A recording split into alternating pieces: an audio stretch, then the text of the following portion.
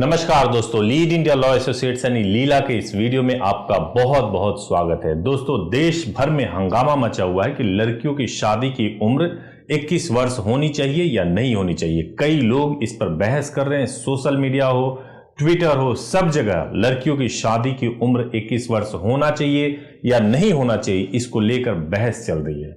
आपको मालूम ही होगा कि कुछ दिनों पहले केंद्र सरकार ने कि कैबिनेट ने यह पास कर दिया था कि भाई लड़कियों की शादी की उम्र 21 वर्ष होगी। यह बिल लोकसभा में लाया जाएगा। कल यह बिल लोकसभा में आया भी। सबसे राहत की बात यह है कि अभी फिलहाल लड़कियों की शादी की उम्र 21 वर्ष नहीं हो रही है, नहीं बढ़ रही है। लेकिन क्या यह संकट पूरा टल गया है? क्या लड़कियों की शादी की उम्र पर सरकार ने पूरी तरह से फैसला ले लिया है? यह सब कुछ आपको एंड तक इस वीडियो में मिलेगा। सबसे पहले जब लोकसभा में कल केंद्रीय मंत्री स्मृति ईरानी खड़ी हुई तो उन्होंने इस बिल के पक्ष में कुछ बातें गिनाई। सबसे पहले उसको सुन लेते हैं। इस बात का उल्लेख करना महोदय उचित होगा कि 19वीं शताब्दी में लड़कियों की शादी की उम्र 10 वर्ष थी। 1940 तक शादी की आयु को 12 से 14 किया गया। 78 में 15 साल तक की लड़कियों का ब्याह कर दिया गया। आज पहली बार इस अमेंडमेंट के माध्यम से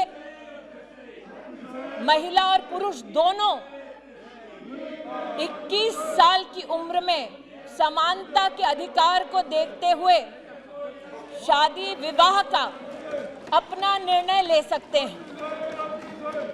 ये कहना कि अगर महिला शिक्षित नहीं है तो वो अपने अधिकारों का ना ज्ञान रख पाएगी, ना उन अधिकारों का इस्तेमाल कर पाएगी। देश की ग्रामीण अंचल की बहनों का इससे बड़ा अपमान इस सदन में नहीं हो सकता।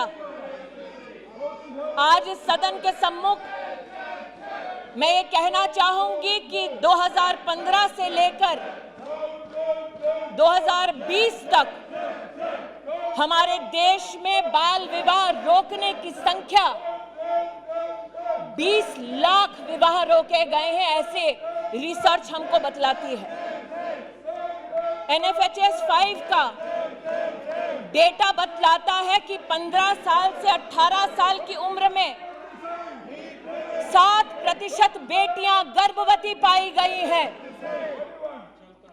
18 साल से कम उम्र में 23% लड़कियों का ब्याह रचा दिया गया, जबकि कानून उसकी इजाजत नहीं देता। हालांकि स्मृति ईरानी की इस दलील से विपक्ष का कोई भी सांसद सहमत होता हुआ नजर नहीं आया और उन्होंने भी अपनी दलीलें रखी। The prohibition of child marriage amendment bill 2021 लाया गया।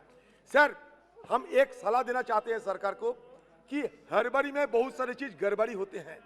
सर, हिंदुस्तान में इस मुद्दे को लेकर काफी चर्चा हो रहे हैं और इसके साथ साथ ये सरकार अब तक ना किसी स्टेक होल्डर से बातचीत की, ना कोई स्टेट से कंसल्ट किए हैं, लेकिन जल्दबाजी में ये अचानक ये सप्लीमेंट्री लिस्ट में ये बिल को लाया गया।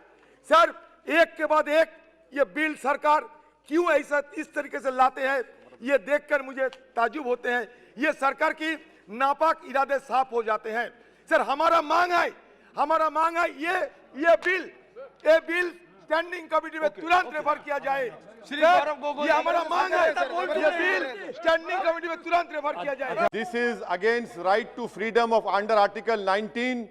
An 18-year-old can choose a prime minister, can have a live-in relationship, can have a sexual relation under POSCO Act, but you are denying them right to marriage. What have you done for the 18-year-old? The women labor participant force in India is lower than Somalia. Your Beti Bachao, Beti Padhao, 89% funds were used by Narendra Modi for his publicity. This is a retrogressive step. This should be taken back. This is against the 18-year-old. Thank you, sir. Sir, there are people who support this bill and there is a lot of opposition to this bill also.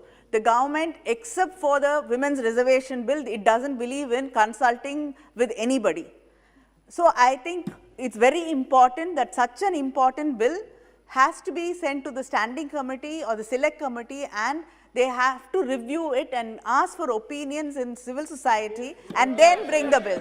Sir, this is the second or third time consecutively they aggressively bring in bills and nobody from the opposition is consulted. Whatever is discussed in the Business Advisory Committee is never implemented on the floor of the House. So I first want to condemn this new practice this government is doing. They want the bill needs to be scrutinized, all stakeholders should be consulted, and then I think we must unanimously pass any reforms. If they are got to do with women, I think if you are trying to empower people, you must consult all stakeholders and you must send this for detailed more discussions to the standing committee. सभी लोगों की लगभग एक ही मांग था कि इस bill को जल्दबाजी में पास ना किया जाए और इस पे पूरी तरह से विचार विमर्श किया जाना चाहिए। जो भी स्टेक होल्डर्स हैं, जिनको भी इस बिल का असर पड़ेगा, 21 वर्ष लड़कियों की शादी की उम्र हो जाएगी, उसका असर पड़ेगा, वो सभी लोग इस चर्चा में शामिल हों, उसके बाद ही बिल को पास किया जाए। तो विपक्षी सांसदों का यह मांग था कि इस बिल को चर्चा के लिए पार्लियामेंट के स्टैंडिंग कमेटी के पास भेज दिया जाना चाहिए, जिस पे बाद में स्मृति ईरानी ने भी सहमति जताया और उन्होंने भी कहा कि इस बिल को पहले से ही तय किया हुआ था कि पार्लियामेंट के स्टैंडिंग कमेटी में भेजा जाएगा। And sir, on behalf of the government, I would request that it be sent to the standing committee. आज का ये निर्णय, ये इंट्रोडक्शन राष्ट्र के इतिहास में एक निर्णायक कदम है। हमारे प्रधानमंत्री जी ने इस प्रस्तावना को अपना आशीर्वाद दिया। अब यह स्पष्ट तो हो गया है कि अभी यह बिल पार्लियामेंट के स्टैंडिंग कमेटी में चला गया, तो इसका मतलब यह हो गया कि स्टैंडिंग कमेटी में जाने का मतलब इस लोकसभा के सत्र में यह पारित नहीं होगा और इसमें कम से कम 6 महीने का समय तो लगेगा ही। लेकिन मैं यह क्यों कह रहा हूं कि 21 वर्ष जो लड़कियों की शादी की उम्र थी वो संकट टल गया है, उसकी वजह यह है कि आपको इस बिल के कुछ कंटेंट्स के बारे में बताऊं।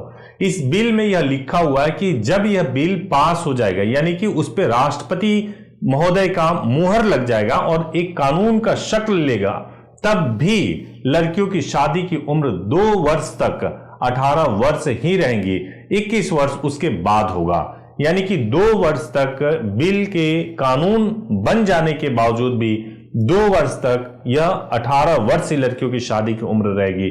इससे इसका साफ मतलब यह है कि फिलहाल लड़कियों की शादी की उम्र बढ़ती हुई नहीं दिख रही है और आने वाले समय में इस पे जोरदार बहस होगा, डिबेट होगा। सभी लोगों को अपनी राय जरूर रखनी चाहिए ताकि यह संसद तक पहुंचे, संसद में जो लोग कानून बना रहे हैं उन तक पहुंचे और कपल जो परेशान हो रहे हैं उनकी परेशानी भी दूर हो। और अगर ये वास्तव में लड़कियों के लिए एक सही और अच्छा बिल है तो वो भी बात कपल को जरूर समझ में आ जाए, हर एक यूथ को, हर एक यंग व्यक्ति को समझ में आ जाए कि लड़कियों की शादी की एज क्यों बढ़ाई जा रही है और उससे क्या फायदा होने वाला है।